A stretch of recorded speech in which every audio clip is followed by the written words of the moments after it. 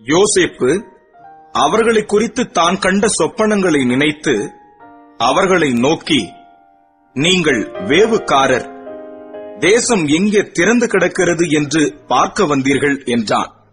அதற்கு அவர்கள், அப்படியல்ல ஆண்டவனே, உமது அடியாராகிய நாங்கள் தானியம் கொள்ள வந்தோம்.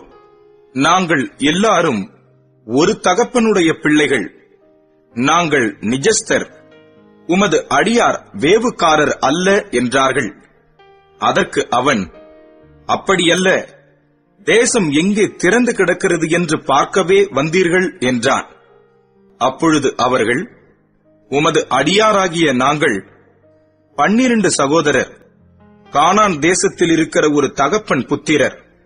இளையவன் இப்பொழுது எங்கள் தகப்பனிடத்தில் இருக்கிறான், ஒருவன் காணாமற் போனான் என்றார்கள்.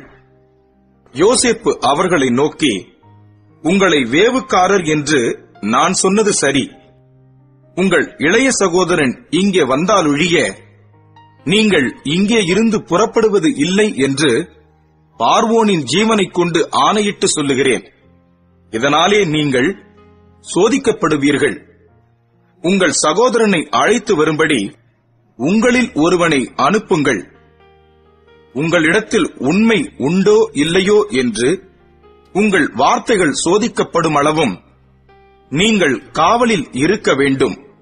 இல்லாவிட்டால் நீங்கள் வேவுக்காரர்தான் என்று பார்வோனின் ஜீவனைக் கொண்டு ஆணையிட்டு சொல்லுகிறேன் என்று சொல்லி அவர்கள் எல்லாரையும் 3 நாள் காவலிலே வைத்தான்.